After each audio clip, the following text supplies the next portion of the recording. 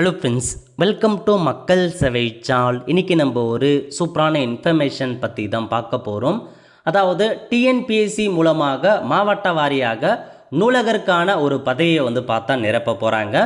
இதை குறித்து ஒரு முக்கிய அறிவிப்பை டிஎன்பிஎஸ்சி வெளியிட்டிருக்காங்க. இதை பற்றின மொத்த இன்ஃபர்மேஷன் தான் இந்த வீடியோ பார்க்க போகிறோம். இந்த வீடியோ ஸ்கிப் பண்ணாமல் ஃபுல்லாக பாருங்கள். அது மட்டுமல்ல, இந்த வீடியோ நிறைய பேருக்கு ஷேர் பண்ணுங்க. ஓகே, அதாவது மாவட்ட நூலக அலுவலர் பதவிக்கு புதிய கல்வி தகுதியை பார்த்தா நிர்ணயம் செஞ்சு வச்சுருக்காங்க. ஸோ டிஎன்பிஎஸ்சி மூலமாக விரைவில் நிரப்ப போகிறாங்க. ஸோ அதை பற்றி டீட்டெயில்ஸாக கொடுத்துருக்காங்க. அதை பற்றி பார்க்கலாம். ஓகே, தமிழக அரசின் பொது நூலகத்துறையின் கீழ் பகுதி நேர நூலகங்கள், ஊர்ப்புற நூலகங்கள், நடமாடும் நூலகங்கள், கிளை நூலகங்கள், முழு நேர கிளை நூலகங்கள், மாவட்ட நூலகங்கள் என பல்வேறு நிலைகளில் 4661 நூலகங்கள் இயங்கி வருகின்றன. இந்த நூலகங்களில் பகுதி நேர நூலகர், ஊர்ப்புற நூலகர், கிளை நூலகர், நூலகர் கிரேட் 3, கிரேட் 2, நூலக ஆய்வாளர் அல்லது நூலக கிரேட் 1 போன்ற பல்வேறு வகையான பதவி பார்த்தா இருக்குதுங்க. ஸோ லைப்ரரியில் பல்வேறு வகையான வேக்கன்சி இருக்குது.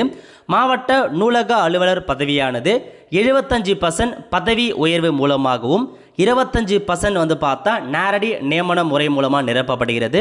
அந்த வகையில் டிஎன்பிஎஸ்சி மூலம் நேரடியாக நிரப்பப்படும் மாவட்ட நூலக அலுவலர் பதவிக்கு கல்வி தகுதியாக பட்டப்படிப்பும் நூலக அறிவியலில் முதுநிலை பட்டமும் நிர்ணயிக்கப்பட்டிருந்தது.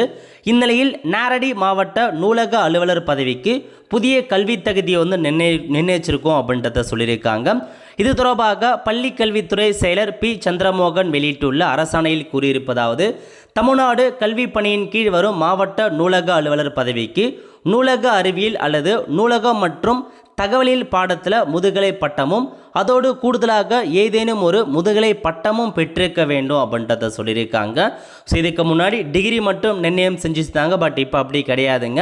ஸோ நீங்கள் பார்த்தீங்கன்னா முதுகலை பட்டமும் பெற்றிருக்கணும், கூடவே ஸோ அந்த நூலக லைப்ரரிக்கான கோர்ஸ் முடிச்சிருக்கணும் அப்படின்றதையும் உங்களுக்கு சொல்லியிருக்காங்க. அதனால் நோட் பண்ணிக்கோங்க. ஸோ குவாலிஃபிகேஷனை மாற்றிட்டாங்க.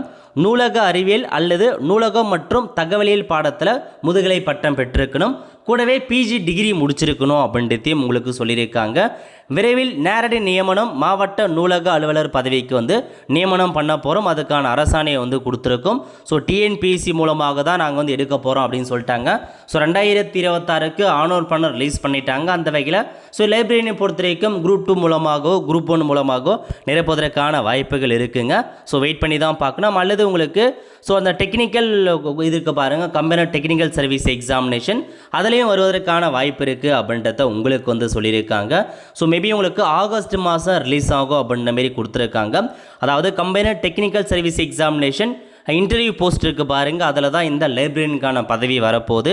அதுக்கு நேர்காணல் நடத்த போகிறோம். அதாவது உங்களுக்கு ஆகஸ்ட் மந்த் நோட்டிஃபிகேஷன்ஸ் நவம்பரில் நடத்துவோம் அப்படின்றத கொடுத்துட்டாங்க. இதுதாங்க உங்களுக்கான இன்ஃபர்மேஷன்.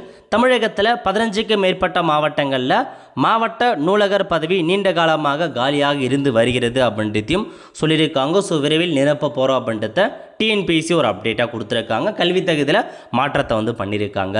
ஒல்ல ஃப்ரெண்ட்ஸ், கண்டிப்பாக இந்த பிடிச்ச லைக் பண்ணுங்கள். அது மட்டுமல்ல, இந்த வீடியோ நிறைய பேருக்கு ஷேர் பண்ணுங்கள். அடுத்து ஒரு நிலையில் சந்திப்போம். நன்றி, வணக்கம்.